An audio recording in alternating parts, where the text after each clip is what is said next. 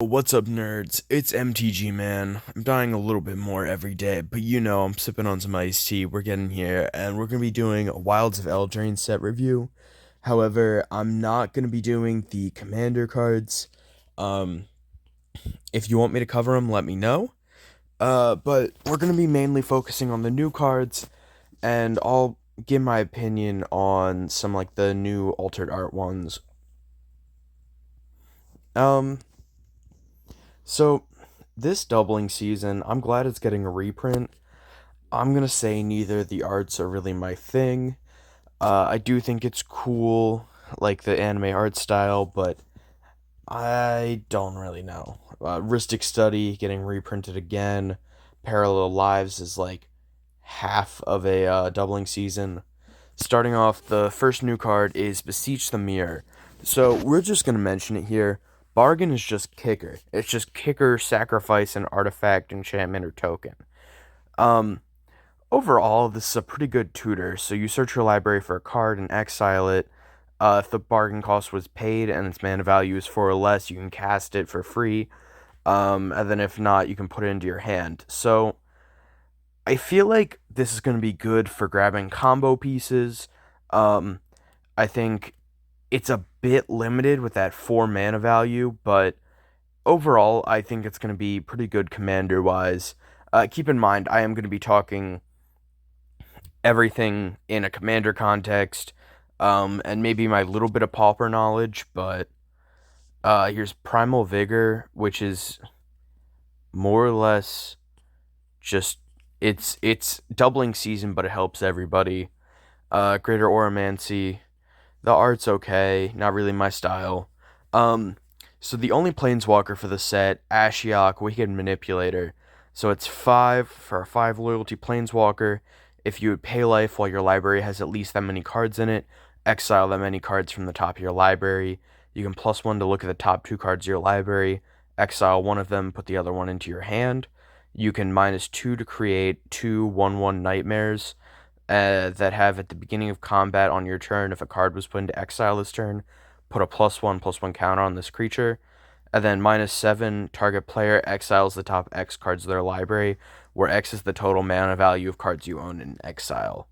So I think this is going to be really good for decks like Prosper Tomebound that are going to have things in exile anyway. Um, However, I think outside of that, it's kind of a little bit too specific.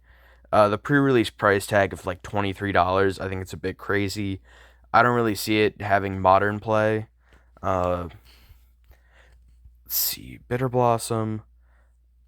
I think the art's okay. Land tax is fine. Aggravated assault, blah blah blah. Moonshaker Cavalry. Okay, so everybody was just calling this White Crater Hoof. So 5 white, white, white. So 8 mana, 6/6. When it enters the battlefield, creatures you control gain flying and +X/+X, where X is the number of creatures you control. So if Crater Hoof is good, because green can go wide with Saprolings and Elves, white is good because soldier tokens and, white weenies. So I see this card seeing play a lot in Commander. I think it's going to become a bit of a white staple. Um, Other formats, I'm not really too sure. I'm pretty sure Craterhoof is legal in Modern, and I haven't really seen it have play. But I could also see this in some sort of white Reanimator deck, so don't hold me to anything. Necropotence, Smothering Tithe. The Smothering Tithe is kind of cute. Um, Fiery Repercussion. So Agatha's Soul Cauldron. So it's 2 mana. You can spend mana as though it was mana of any color to activate abilities of creatures you control. Creatures you control with +1/+1 counters on them have all activated abilities of all creatures exiled with Soul Cauldron. And then you can exile target card from a graveyard. When a creature is exiled this way, put a +1/+1 counter on target creature you control. So I think this is going to be really solid, especially in Commander decks. Like I know in March of the Machines Aftermath, there was I think it's probably like the cheapest rare in the set because it's not very good. Um, yeah, Tazri. So I know there are certain cards that will have mana abilities that you're gonna have to pay, like Wooburg. And not having to pay Wooburg and just five of any color is gonna be great for those kind of decks. Something like Tazri and the one companion that is, I think it's like a fox. It's red and white, and it makes activated abilities cost less. Um, I don't know. I think it's going to be interesting. If next up is Virtue of Strength. So the virtues are a cycle. This one is more or less just Nyx Bloom Ancient.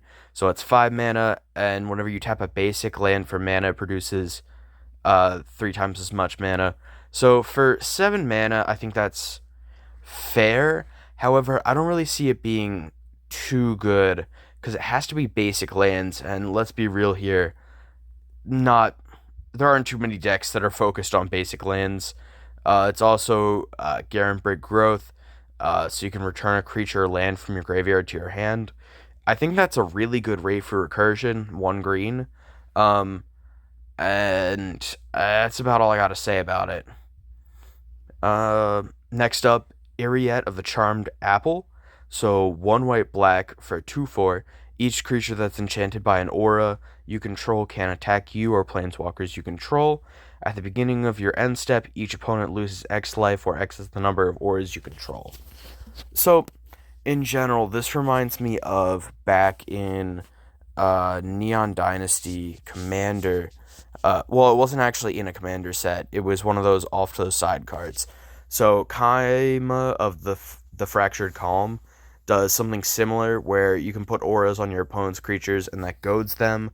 Um, so I think if there was a deck that could put the two together, that would be really strong. Um, but I see it only being so good because there are only so many auras you want to use on your opponent's creatures. You know, like your Pacifism, Leyline Binding, that sort of thing. But it could see some play. I don't know. The fact that they can't attack planeswalkers you control though means that this is going to be a little bit better in Super Friends decks because planeswalkers are always being destroyed. Next up, Rowan Sign of War.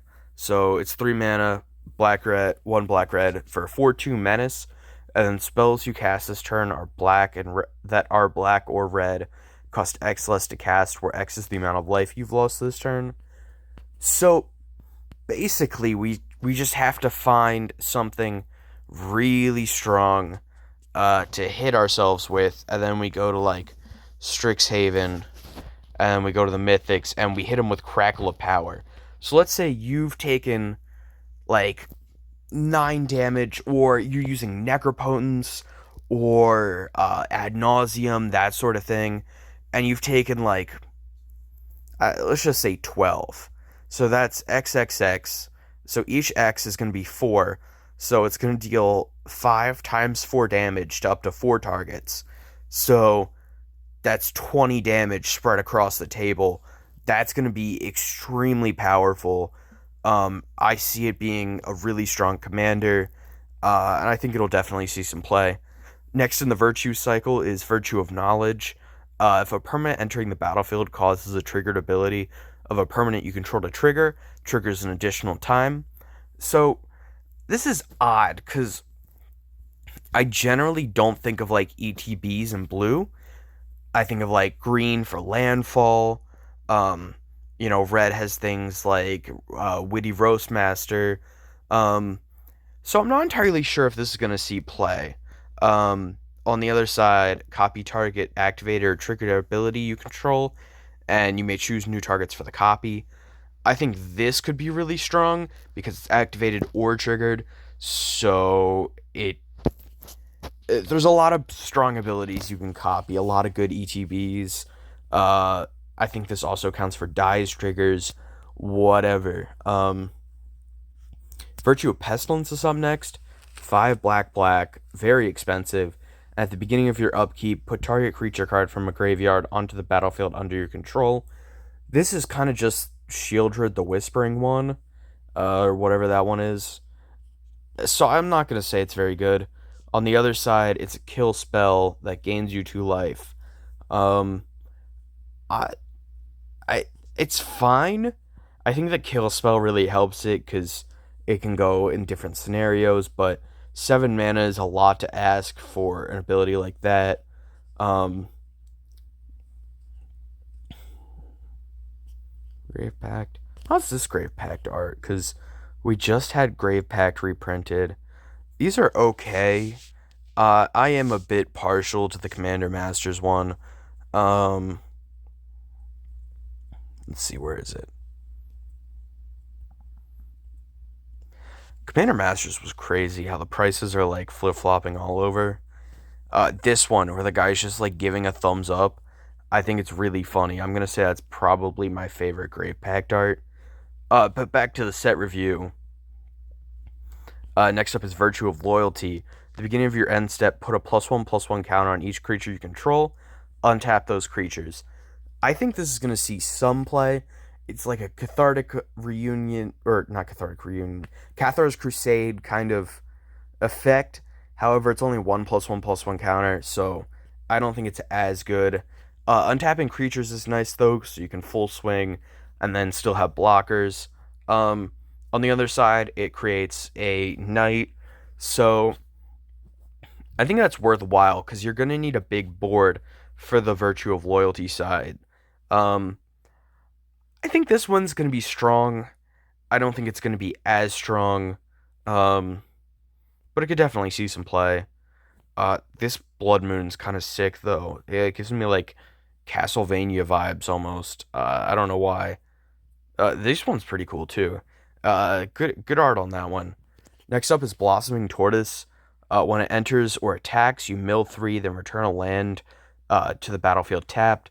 Activated abilities of lands you control cost 1 less to cast. And then land creatures you control get +1/+1.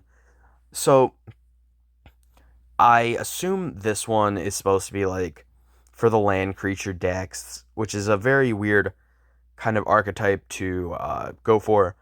It can help with landfall strategies. Notably, if I understand it correctly, activated abilities includes things like Kessig Wolfgrun. So Kessig Wolfrun will automatically be at 1, or Cabal Coffers will only cost 1 to activate, which can be strong. Next up is Agatha of the Vile Cauldron. Activated abilities of creatures you control cost X to cast, X less to activate. Sorry, where X is its power. The effect can't reduce mana to less than 1. So we are seeing quite a bit of that activated ability type of deck coming up. Then other creatures you control get +1/+1 and trample till end of turn, and haste. So I guess the two ways you can play this is either just activated ability type of thing, or you can get her power up to 4, and then activate her red-green ability over and over to pump a board. I think she's probably the weakest of the mythic commanders.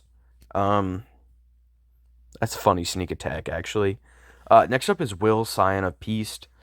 Um, 1 white, blue, vigilance. Spells you cast this turn are white or blue. Cost X less to cast, where X is the amount of life you gain this turn. I don't think this is good as Rowan, and it's in white blue. So white has some solid life gain. However, black or green would have helped like a lot more. White blue life gain is kind of not great. I mean, like white's pretty good. It's the blue that doesn't really help. Um, I could see this seeing some play in Commander, but outside of that, I don't see it going in any other format. Mm, Regal. Oh wait, that's rares. I'm not doing rares yet. I'll get to rares. Let's see. Was no. Yes, that was rares.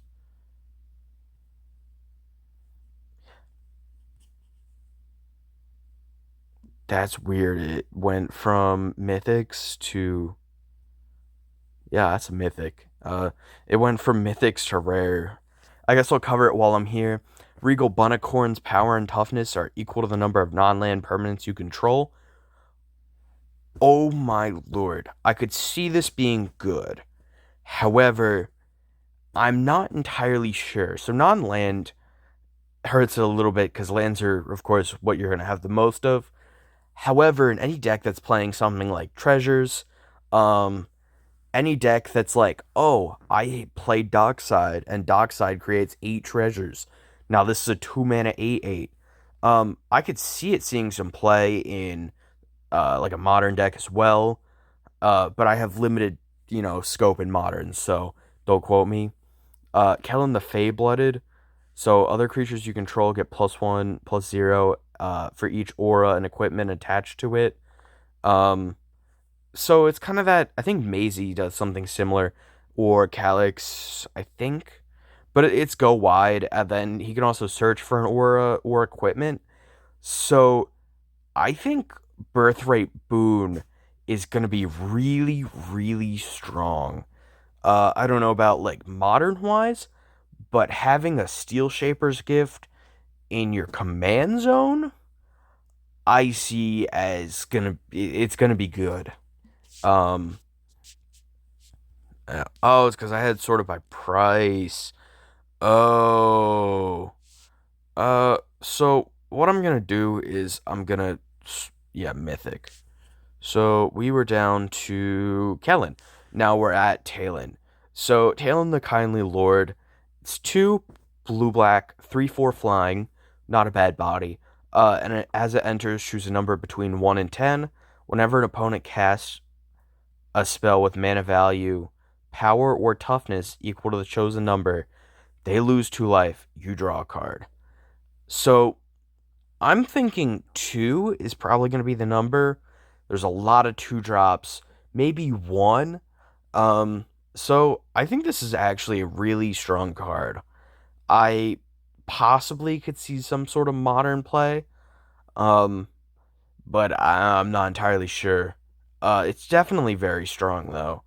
Uh, I'm not sure what the best number to call for it is though. I mean, clearly not 10. I feel like 1, you hit things like Ragavan, Esper Sentinel, Noble Hierarch, um, that sort of thing. But if you go for, well, actually no, because 1 will hit Orcish Bowmasters because of its power and toughness. Same with 2 though. So I don't know. I tell me what you think the best number is for this in the comments. Um, Realm Scorcher Hellkite, 4 red, bargain. Again, that's just kicker. Enters the battlefield if it was bargained. You add 4 mana in any combination of colors, and it can pay 2 to deal 1 damage to any target. This is probably, I think I said it before earlier. This might be the weakest mythic in the set. It's not a 6/6, so its body is not great. You're gonna have to sacrifice it, or sacrifice something, and add 4 mana, which I guess you can do like a shock activating its ability twice, but I don't see this card being worth it in any deck. Unless you've got something to like copy the bargain ability in some way so that you get 8 mana and then it's kind of like a free spell, but I don't see that happening. I'm gonna say it's probably the worst of the mythics. Virtue of Courage. So, whenever a source you control deals non combat damage to an opponent, you may exile that many cards from the top of your library. You may play those cards this turn and go back. On the other side, it's a 2 mana shock. So, a lot of people think this is the worst of the virtues. However, I'm a Sulfin, I think it's either Pain Dominus or Carnage Dominus or whatever. He's the one, he's red. You can pay 1 red, or 1 Phyrexian red, and give it indestructible as long as you discard 2 cards, and it doubles all of your non-combat damage. So I see this being great because Sulfim's going to be doing like doubling your non-combat damage, and then you can use cards like Jessica's Will and Ironcrag Feet or Seething Song, and just keep going on with your turn and like storming off with this. Um, I see this card being really good in that deck specifically. However, outside of it, I'm not really sure. Um, And then Balluna Grand Squall. So, permanent spells you cast that have an adventure cost one less to cast. On the other side, you can mill 7 and then put all cards that have an adventure cost into your hand. So, I think it's okay. We already have an adventure commander that copies adventure spells. That's white, blue, green, and it kind of hurts that you can't run both. Um, I think it could see some play in commander, but I feel like this card is going to drop as soon as the set's released. Hilda of the Icy Crown is 2 white, blue, 3/4. Whenever you tap an untapped creature an opponent controls, you may pay 1. When you do, choose 1. Uh, Create a 4/4 elemental, put a +1/+1 counter on each creature you control, and then scry 2, then draw a card. So I think this effect could be good. However, you're going to have to play cards like Frost Breath or if it's Distortion Wake or whatever, but it just taps your opponent's creatures, and you have to pay 1, which I think really hurts the effect, because if you didn't have to pay 1, this would be a great card. But I think that's really going to be detrimental, and a lot of the cards that just tap creatures aren't really going to be winning you the game, which is the problem. However, you could do something like you cast Sleep, tap all of your opponent's creatures, they don't untap during your next untap phase, or during their opponent's next untap phase. You pay white for each of the or you pay 1 for all the tap creatures, create a whole bunch of 4/4s, and then swing in next turn. So I think it does have some explosive potential, but I don't see this going anywhere. The only other place I could think of it is Kamigawa Neon Dynasty. It was white, red, blue. It's a rare. It's a spirit. Um, had some name I can't remember. Um, wow, Neon Dynasty has some like Hinata Dawn Crown. So it's gonna make your spells cost less for each target. So if you have Hinata as your commander, and then some way to search out um Hilda, that could be good because Hinata can make Frost Breath cost 1 blue, or it can make any of those X spells that tap things cost just whatever colors. So I think that could be really strong. It saves you all the mana to pay for Hilda. However, that's a bit of a gimmicky case. Last up, Asinine Antics, funny name, 2 blue, blue. You may cast it as though it had flash if you pay 2 more to cast it. And then for each creature your opponents control, create a cursed roll attached to that creature. So this has like a price tag of $3. I think in some way this is going to be a commander staple, especially for blue. Blue doesn't really have board wipes. If you think about it, this is like what's it called?